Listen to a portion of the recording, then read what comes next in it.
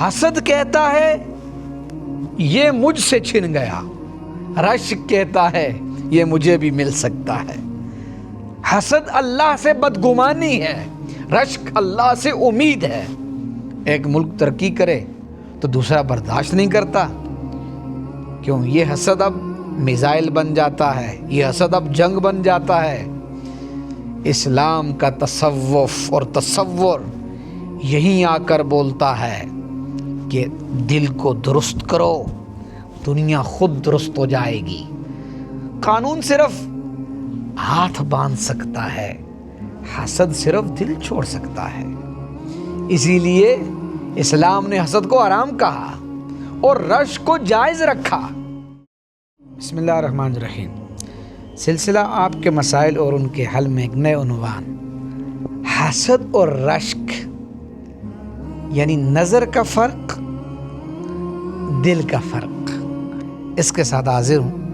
وقت ضائع کیے بغیر بات شروع کرتے ہیں۔ یاد رکھیے، دنیا میں دو لفظ ایسے ہیں جو سننے میں ایک جیسے لگتے ہیں مگر اثر میں زمین آسمان کا فرق رکھتے ہیں۔ ایک ہے حسد اور دوسرا لفظ ہے رشک۔ فرق صرف نیت کا ہے مگر نتیجہ پوری زندگی بدل دیتا ہے۔ حسد یہ ہے کہ کسی کے پاس نعمت دیکھ کر دل میں یہ خواہش پیدا ہو کہ یہ نعمت اس سے چھن جائے، چاہے مجھے ملے یا نہ ملے۔ اور رشک یہ ہے کہ کسی کی نعمت دیکھ کر دل کہے یا اللہ اس کی نعمت بھی قائم رکھ اور مجھے بھی عطا فرما۔ یہی وہ باریک لکیر ہے جس کے ایک طرف گناہ ہے اور دوسری طرف نیکی۔ قرآن ہمیں بتاتا ہے کہ حسد کرنے والا در حقیقت اللہ کی تقسیم پر ناخوش ہوتا ہے، اور تصوف ہمیں سکھاتا ہے کہ جو دل اللہ کے فیصلے پر راضی ہو جائے وہی دل پاک ہو جاتا ہے۔ اسی لیے دلوں کے طبیب کہتے ہیں حسد دل کو جلاتا ہے اور رشک دل کو جگاتا ہے۔ نبی کریم صلی اللہ علیہ وسلم نے حسد سے منع فرمایا اور رشک کی اجازت دی، لیکن اجازت صرف دو چیزوں میں دی، علم میں اور نیکی میں۔ کیونکہ رشک آگ نہیں، رشک چراغ ہے، یہ دوسرے کو بجھاتا نہیں، خود کو روشن کرتا ہے۔ آج کا مسئلہ یہ ہے کہ ہم رشک کو حسد بنا بیٹھے ہیں۔ ہم کہتے ہیں کہ ہمیں برا نہیں لگتا مگر دل میں سکون نہیں ہوتا۔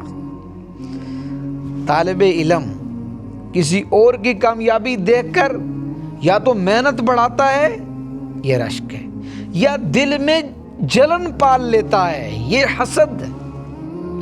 مزدور کسی کو آگے دیکھ کر یا ہمت پکڑتا ہے یا دل توڑ لیتا ہے۔ اور یاد رکھیے گا، جب یہی حسد اختیار، طاقت اور ریاستوں میں داخل ہو جائے تو صرف دل نہیں جلتے، ملک جلتے ہیں۔ آج دنیا میں اسلحے کی دوڑ، قوانین کی خلاف ورزی اور طاقت کا نشہ، یہ سب صرف ضرورت کا نتیجہ نہیں، یہ حسد اقوام کا نتیجہ ہے۔ ایک ملک ترقی کرے تو دوسرا برداشت نہیں کرتا، کیوں؟ یہ حسد اب میزائل بن جاتا ہے، یہ حسد اب جنگ بن جاتا ہے۔ اسلام کا تصوف اور تصور یہیں آ کر بولتا ہے کہ دل کو درست کرو، دنیا خود درست ہو جائے گی۔ قانون صرف ہاتھ باندھ سکتا ہے، حسد صرف دل چھوڑ سکتا ہے۔ اسی لیے اسلام نے حسد کو حرام کہا اور رشک کو جائز رکھا۔ حسد کہتا ہے یہ مجھ سے چھن گیا، رشک کہتا ہے یہ مجھے بھی مل سکتا ہے۔ حسد اللہ سے بدگمانی ہے، رشک اللہ سے امید ہے۔